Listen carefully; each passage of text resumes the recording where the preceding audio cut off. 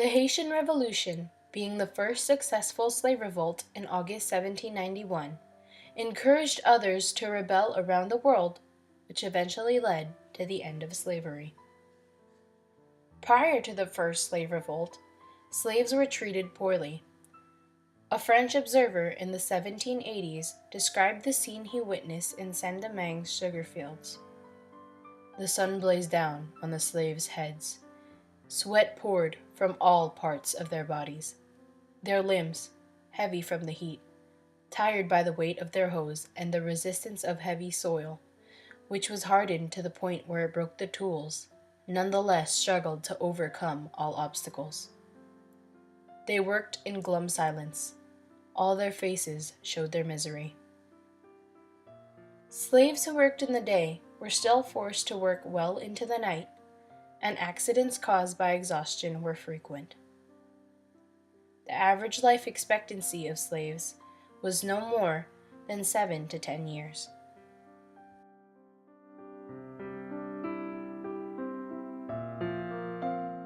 The former slaves not only revolted against their enslavement, but they also revolted against the plantation system because of the treatment that they received and the extreme forced labor that they were forced to engage into. Vincent Auger was the first person to try and revolt, but he was caught and executed in February 1791. In August, just a few months later, a slave rebellion begins, and one of the leaders was Toussaint Louverture, a former slave. Sonthonax was originally sent to stop the rebellion, but soon he needed slaves to fend off the Spanish and the British, which is why he declared freedom for the slaves who joined him. Still, the slaves in the northern province were not convinced. Most of the slaves chose to side with Toussaint Louverture, who was also a highly respected leader and general. On February 4th, 1794, he freed the slaves. Napoleon did not like slave freedom, so he sends General Leclerc to go and capture Toussaint. Once Toussaint was captured, he was sent to Fort de Joux in France, and he died of a respiratory infection, malnutrition, and exposure to the elements. Then, Dessalines took over leadership of the revolution. Yellow fever killed Leclerc and many of his soldiers, which helped Dessalines defeat Napoleon's troops in 1803. Dessalines declared himself governor for life. The final document of independence was written on January 1st, 1804, and Haiti officially became an independent nation.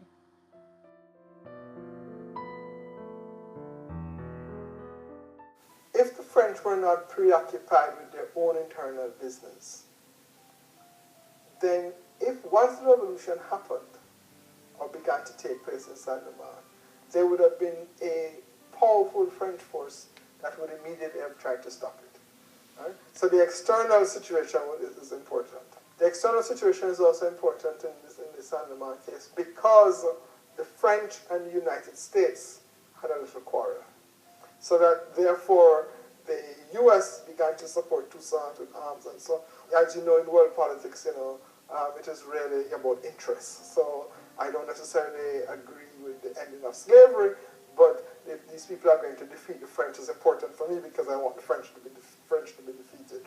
That kind of thing. The other thing that is necessary for the revolution, and this is really very, very important, is that a significant segment of those who are dominated cannot live in the old way. I think this is really important. In other words, that a significant number of people have to say, something, I can't live like this anymore. Right? You will always have people who say, I can't live like this anymore. But the vast majority of people, even if they are dominated, will say, okay, let me see how I can do this, let me see how I can do that, let me see if I can do this, let me see if I can do that, and so on. And that's why revolution doesn't happen every day. Revolution happens when a significant number of people say, I can't live in this way anymore. Right? And not only do they say it, but they do what? They are prepared to act upon it. Since the Haitian Revolution was the first successful slave revolt and slavery was abolished with help from Toussaint Louverture, many used him and the Haitian Revolution as inspiration to begin their own revolts. Britain, Jamaica, Venezuela, Cuba, and the U.S. were some countries that revolted after Haiti gained independence.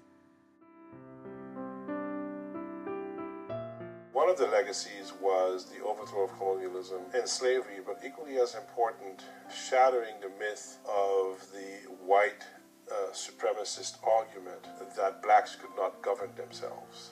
This was one of the justifications used to enslave them, was that they were being brought in some ways to civilization, that they weren't capable of rational thought, of pursuing or advocating or practicing the principles of freedom and democracy and self-government that Europeans at the West had.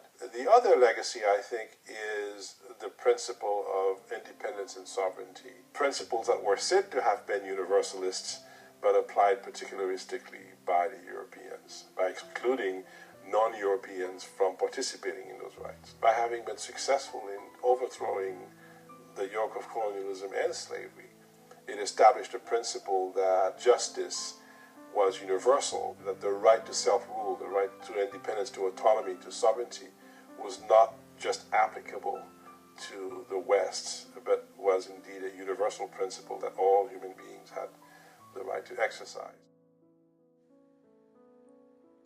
In Britain, British abolitionists cited the Haitian Revolution to show the necessity of banning the slave trade after the declaration of Haitian independence in 1804. The abolitionists claimed that if the slave owners stopped importing new humans, they would realize that they needed to improve the treatment of the slaves they had. Eventually, the slave owners would want to banish the institution without driving the slaves to the point of violent rebellion. In 1807, the British Parliament accepted the argument and abolished the slave trade. Slavery in Britain was officially abolished in 1833.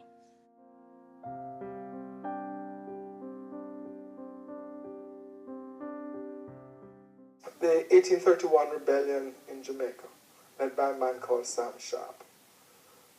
When you look at how Sharp organized the Revolutionary Army of Slaves, it is on the exact same lines as how the Haitians organized. Revolutionary Army was organized. Haiti played a major role in gaining Venezuela's independence. Once Venezuelans learned of the Haitian Revolution, they were inspired to fight for liberty. Haiti supplied troops and financed most of the war. Simon Bolivar, a Spanish-American liberator, went to Haiti frequently for sanctuary, encouragement, and financial and military assistance. The Venezuelans were able to successfully revolt due to the help from Haiti and the inspiration from the Haitian Revolution. Slavery ended in Venezuela in 1824. In the United States, a literate slave named Gabriel Prosser tried to rebel in Richmond, Virginia. Gabriel and a small group of artesian leaders expected about 1,000 slaves to follow them on an attack on the most prominent residents of the city, such as Federalists and merchants. The banner they were planning to march stated liberty or death, so their purpose was to achieve liberty or die trying. However, a traitor within the group warned authorities, and the conspiracy was thwarted. Gabriel and 26 other blacks were executed by hanging. The United States abolished slavery in 1865. In Cuba, the first slave revolt was in 1795. The leader of the Apont conspiracy acquired a book filled with portraits of the leaders of the Haitian uprising, and he used it to inspire his followers in 1812. Cuba and Puerto Rico were influenced by Haiti, who was a few miles from their shores. Both Cuba and Puerto Rico ended slavery in 1873. The events and the significance of the Haitian Revolution inspired others, and slavery was abolished from Britain, Jamaica, Venezuela, the United States, and Cuba.